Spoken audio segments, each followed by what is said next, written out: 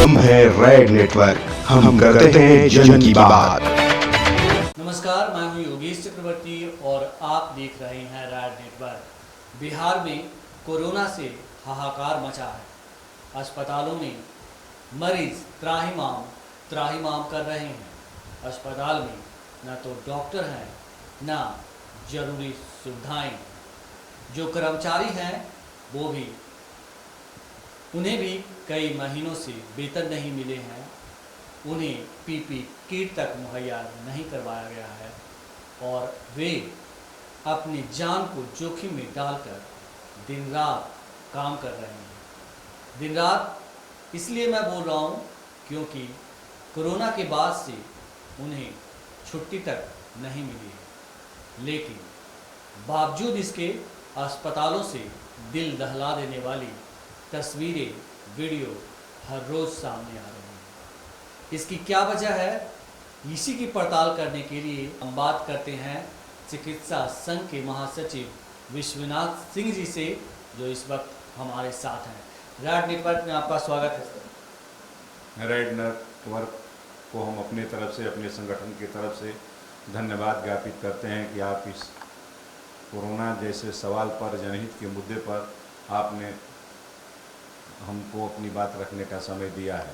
जी sir, सबसे पहला सवाल तो आपसे यही है कि जिस तरह से कोरोना वॉरियर हैं, जो डॉक्टर हैं, नर्स हैं और दूसरे मेडिकल स्टाफ हैं, काम कर रहे हैं, मौजूदा में सच्चाई क्या है, वस्तु स्थिति क्या है? क्योंकि अनेक तरह की बातें सामने आ रही है और वो बातें बहुत ही झिकझोर देने वाली होती हैं।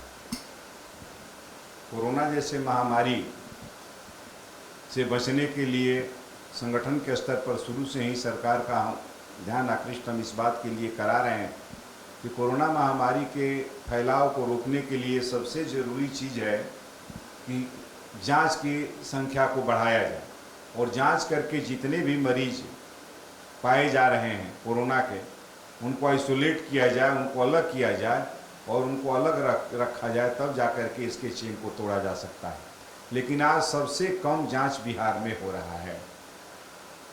सबसे कम यदि भारतवर्ष में कहीं जांच हो रहा है तो बिहार में ये जांच हो रहा है। शुरुआती दिन को आप याद करिए कि बिहार में मात्र एक जगह RMRI में ही जांच हो रहा था। संगठन के दबाव पर लगातार मांग किए जाने के कारण सरकार के द्वारा अब अप्रैल महीने में हमने मांग किया था कि जिला स्तर पर जाँच होनी चाहिए, लेकिन अब जाकर के सरकार के द्वारा सदर अस्पतालों में जाँच होने की प्रक्रिया शुरू हुई है। अभी जो रैपिड किट से जांच हो रहा है, उस जांच में पटना के 4 स्पेशलाइजेशन हॉस्पिटल हैं, गर्दनी बाग अस्पताल, राजेंद्र नगर अस्पताल, न्यू गार्डनर रोड अस्पताल और आपको राजवंशी नगर अस्पताल। यहाँ पर रैपिड किट जांच के लिए काफ़ी भीड़ इकट्ठी हो जाती है और स्पेशलाइजेशन सेंटर होने के कारण वहाँ पर अन्य रोग के रोगी भी दिखाने आते हैं, इसलिए संक्रमण बढ़ने का खतरा और वहाँ पर उत्पन्न हो रहा है। इसलिए संगठन से हम मांग करते हैं कि ये जांच के लिए जो सार्वजनिक मैदान हैं, उन मैदानों में टेंट लगा करके और वहाँ जांच की कार्रवाई शुरू करनी चाहिए, ताकि जो स्पेशलाइजेशन हॉस्पिटल है वहाँ महामारी के संक्रमण फैलने का खतरा नहीं हो। दूसरा, जो रोगी की संख्या बढ़ रही है और जो सबसे पहले कोविड डेडिकेटेड हॉस्पिटल बना NMCH, जिसमें करीब 146-47 बेड पर ही पाइपलाइन से ऑक्सीजन की आपूर्ति वहाँ होती है। करीब 450-500 वहाँ बेड हैं। एम्स जो है उसको कोविड के लिए कोविड डेडिकेटेड जो हॉस्पिटल बनाया गया है, वहाँ जो वीडियो देखने को मिल रहा है कि उसमें अधिकांश जो है सीट खाली रहने के बावजूद भी उसको VIP के लिए रखा गया है और आम जनता वहाँ उसकी एडमिट नहीं हो पाता है। और कई ऐसे वीडियो सामने आए जिसमें गृह विभाग के आला पदाधिकारी अस्पताल के गेट पर तड़पते हुए नजर आए। अरवल के प्रभारी चिकित्सा पदाधिकारी अपने भाई को लेकर के आए और कहीं उनका एडमिशन नहीं हो पाया और वो काल कलवित हो गए। सभी मेडिकल कॉलेज में 100 बेड का कोविड डेडिकेटेड अस्पताल बनाने का आदेश सरकार ने दिया है, लेकिन कल तक PMCH के सुपरिटेंडेंट के हवाले से ये खबर आई थी कि मात्र 10 अस्पताल, 10 बेड वहाँ पर कोविड डेडिकेटेड बनाए गए हैं। और ये कोविड डेडिकेटेड अस्पताल बनाने के क्रम में जो राजेंद्र सर्जिकल ब्लॉक में खास करके जो ऑर्थोपेडिक पेशेंट भर्ती थे, उन लोगों को ये कह करके नाम काट करके घर भेज दिया गया कि अभी इसमें कोविड का काम चलेगा, आप अपने घर जाइए। यानी जो जनरल पेशेंट हैं उनका भी इलाज में बाधा पड़ेगा यदि हर मेडिकल कॉलेज में 100 बेडों को कोविड डेडिकेटेड अस्पताल के रूप में डेवलप किया जाएगा। इसलिए हम मांग करते हैं कि जिस तरीके से बिहार सरकार ने प्रकाश पर्व के दौरान टेंट सिटी बसा करके और लाखों लोगों के रहने की व्यवस्था किया था, उसी तरीके से सरकार टेंट सिटी लगा करके अस्थायी हॉस्पिटल का निर्माण करे और वहाँ पर बेड की व्यवस्था करे, ऑक्सीजन की व्यवस्था करे, पाइपलाइन से नहीं हो तो सिलेंडर से भी ऑक्सीजन की आपूर्ति की व्यवस्था करे, वहाँ वेंटिलेटर की व्यवस्था करे। और यदि सरकारी कर्मचारियों की, स्वास्थ्य विभाग के कर्मचारियों की कमी हो रही है तो जितने भी पद खाली हैं उस पर अविलंब सरकार नियुक्ति कर ले। उस पर भी यदि कमी हो रही है तो जो पद स्वीकृत सृजित पद हैं वो भर जाए, उसके बाद भी यदि पद खाली पड़ रहे हों और यदि आवश्यकता पड़े कर्मचारियों की, चिकित्सकों की, तो जो सेवानिवृत्त चिकित्सक और कर्मचारी हैं उनकी सरकार सेवा ले। और जो 60 वर्ष से ऊपर हों जनरल पेशेंट के साथ काम करें, और जो नौजवान हैं 50-40 से कम स्टाफ हों, डॉक्टर हों, उनको जो टेंट सिटी बसा करके जो कोविड अस्पताल बनाया जाए पटना सहित अन्य जिलों में, उनमें उनको काम करने के लिए लगाया जाए। यदि इस तरीके से हम ट्रेसिंग, ट्रैकिंग, टेस्टिंग, ट्रीटमेंट की प्रक्रिया को अपनाएंगे तब जाकर के कोविड-19 महामारी को बिहार में फैलने से रोका जा सकता है। अन्यथा WHO ने जो चेतावनी दिया है कि ये हॉट स्पॉट बन जाएगा पूरे भारतवर्ष का, वो होने में देर नहीं लगेगा। एक ये बताएं कि जिस तरह से सरकार दावे कर रही है कि हमने तमाम सुविधाएं मुहैया की है, लेकिन अस्पतालों से जो खबरें निकल के आ रही है कि लोग खुद ही अपना ऑक्सीजन सिलेंडर लेकर पहुंच रहे हैं, अस्पतालों में ऑक्सीजन सिलेंडर मंगा के लगा रहे हैं, तो ये सरकार जो है कहाँ नाकाम रह जा रही है? क्या सरकार सिर्फ कागजी घोड़ा दौड़ा रही है? सरकार के द्वारा जो घोषणा की जाती है वो घोषणा जमीन पर नहीं उतरती। जैसे हम आपको एक उदाहरण बताना चाह रहे हैं कि अभी ये बात उभर कर सामने आई है कि केवल लक्षण वाले ही कोविड-19 के संक्रमित नहीं निकल रहे हैं, बल्कि जो अलाक्षणिक मरीज भी हैं वो कोविड संक्रमित निकल रहे हैं। लेकिन सरकार के द्वारा एक आदेश निर्गत कर दिया गया है कि केवल उसी का जांच किया जाए जिनमें लक्षण दिखाई दे रहा है, यानी अलाक्षणिक मरीजों के अंदर कोविड-19 संक्रमित रहेंगे और उनकी जांच नहीं होगी। इस तरीके से और जो है महामारी फैलने की आशंका बढ़ेगी। साथ ही साथ जो अस्पतालों में सभी सुविधा मुहैया कराने की बात कही जाती है, उसको आप विभिन्न चैनलों के माध्यम से, वीडियो के माध्यम से, अखबार में आए हुए न्यूज़ के माध्यम से आप देख रहे हैं कि क्या स्थिति है। खुद नालंदा मेडिकल कॉलेज अस्पताल के सुपरिटेंडेंट ने सेंट्रल टीम को बताया कि सारे बेड पर ऑक्सीजन मुहैया नहीं है। खुद PMCH के सुपरिटेंडेंट का परसों बयान अखबार में आया कि अभी तक 100 बेड में से हम 10 बेड तैयार कर पाए हैं। तो आप खुद सोच सकते हैं कि क्या यहाँ पर व्यवस्था है बिहार में अस्पतालों में।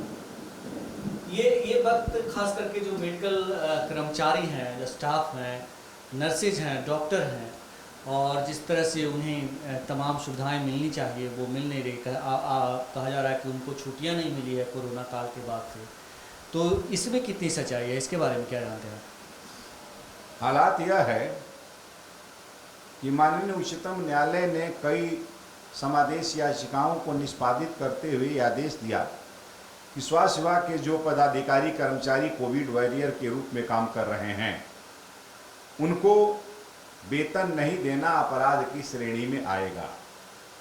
इसके आलोक में भारत सरकार का स्वास्थ्य एवं परिवार कल्याण मंत्रालय के द्वारा सभी राज्य सरकारों के मुख्य सचिव को पत्र निर्गत किया गया, लेकिन अभी तक बिहार में जो 90% महिलाएं काम करती हैं, जिस हेड से उनका भुगतान होता है 2211, उसमें अभी तक वेतन के लिए आवंटन नहीं है।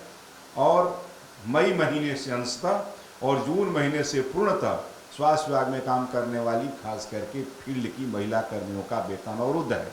साथ ही साथ जिस दिन से कोरोना फैला उस दिन से लेकर आज तक काम के घंटे भी बढ़े हैं, वर्क का लोड भी बढ़ा है, क्योंकि लाखों लाख पद विभाग में खाली पड़े हुए हैं और एक आदमी 3-4 आदमी का काम कर रहा है। 8 घंटे के बजाय 10 घंटा 12 घंटा काम कर रहा है और उसको एक दिन भी अवकाश नहीं मिल रहा है।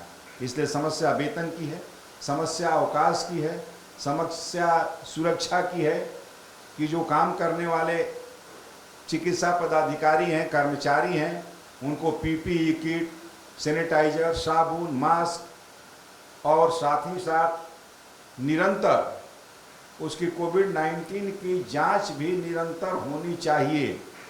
बार बार मुफ्त वो नहीं हो पा रही है, इस कारण वो सशंकित हैं, वेतन नहीं मिलने के कारण भूखमरी के शिकार हैं, अवकाश नहीं मिलने के कारण थके हारे हुए हैं और इन तमाम परिस्थितियों में वो काम कर रहे हैं। इसलिए हमने बिहार चिकित्सा जन स्वास्थ्य कर्मचारी संघ ने वेतन के सवाल पर, अवकाश के सवाल पर, आपको सभी सुरक्षा किट उपलब्ध कराने के सवाल पर, बिहार में कोविड-19 के मरीज के इलाज और मुफ्त जांच के सवाल पर, साथ ही साथ आज कर्मचारियों के, चिकित्सा पदाधिकारियों के कमी के कारण सरकार को कोविड-19 के जांच में और इलाज में कठिनाई पैदा हो रही है। दूसरी तरफ सरकार के द्वारा कर्मचारियों को 50 का उम्र हो गया है, 21 वर्ष हो गया है, उसको हटाने की बात कही जा रही है। इन तमाम सवालों पर 28 और 29 जुलाई को 2 दिन बिहार के स्वास्थ्यकर्मी काला बिल्ला लगाएंगे और 6, 7, 8, 9 अगस्त को सभी प्रभारी चिकित्सा पदाधिकारी के यहाँ धरना देने का काम करेंगे। यदि इसके बाद भी सुधार नहीं हुआ तो बाध्य होकर के हम अनिश्चितकालीन हड़ताल में जाने की भी तैयारी करेंगे। साथ ही साथ जो हड़ताल स्वास्थ्य विभाग में चल रहा है, चाहे वो डाटा ऑपरेटर की हड़ताल हो, आरबीएसके की हड़ताल हो या एम्स जैसे प्रतिष्ठित संस्थान में ठेका उन्मूलन अधिनियम 1970 का उल्लंघन करके वहाँ एम्स के द्वारा संविदा पर बहाली करने की बजाय जो ठेकेदार के द्वारा, आउटसोर्सर के द्वारा जो परिचारिकाओं की, नर्सिंग अफसर की बहाली की गई जो हड़ताल पर हैं, उन तमाम हड़तालों का समर्थन भी इन कार्यक्रमों के माध्यम से हम करेंगे। तो जिस तरह से आप कह रहे हैं कि आने वाले दिन में अगर सरकार नहीं मानी और जो स्थिति है वो सरकार के लिए मौजूदा वक्त बहुत चुनौतीपूर्ण है, नहीं मानी तो स्थिति तो और भयावह हो जाएगी। स्थिति निश्चित रूप से और भयावह होगी यदि सरकार जिन बातों को संगठन के माध्यम से हम लोग रख रहे हैं, उन माध्यम से रखे हुए बातों पर सरकार ध्यान नहीं देगी, यदि टेस्टिंग नहीं बढ़ाएगी, यदि अस्पतालों में, जो स्पेशलाइजेशन अस्पतालों में, वहाँ टेस्ट करने के बजाय सार्वजनिक जगहों पर, मैदानों में, मिलर स्कूल का मैदान है, कांग्रेस मैदान है, गर्दनी बाग के सामने का मैदान है, यदि उसमें जांच नहीं किया गया, यदि टेंट सिटी बना करके हर जिले में अस्पताल, कोविड डेडिकेटेड अस्पताल नहीं बनाया गया, तो आगे आने वाले दिनों में बहुत सरकार को और बिहार की जनता को कठिनाई झेलना पड़ेगा। साथ ही साथ जो स्कीम वर्कर्स इस काम में लगे हुए हैं, आशा है, ममता है, कुरियर है स्वास्थ्य विभाग का, और पूरे भारतवर्ष के स्कीम वर्कर्स जो पोषण और स्वास्थ्य के क्षेत्र में लगे हुए हैं, जैसे स्वास्थ्य के क्षेत्र में आशा, ममता, कुरियर है, पोषण के क्षेत्र में आंगनबाड़ी सेविका, सहायिका है और स्कूलों में भोजन बनाने वाली मिड डे मील वर्कर हैं। इन सब का 7, 8, 9 3 दिन का हड़ताल पूरे भारतवर्ष में होने जा रहा है। उसमें बिहार के स्वास्थ्य विभाग के जो स्कीम वर्कर्स हैं, आशा, ममता, कुरियर, वो एक दिन पहले से बिहार सरकार के साथ जो समझौता आशा का, कुरियर और ममता का हुआ, इस समझौता के तहत आशा को 1000 रुपया मानदेय का समझौता हुआ था 2019 के जनवरी से देने का, जिसको सरकार ने पारितोषिक के रूप में 2019 के अप्रैल के देने का आदेश निर्गत किया और उसके लिए मैपिंग टैगिंग का आदेश सिविल सर्जन को गया। सिविल सर्जन ने प्रभारियों को दिया, लेकिन सभी प्रभारी आशा से 1500 रुपये की घूस वहाँ का कार्यालय और वो लोग मांग रहे हैं।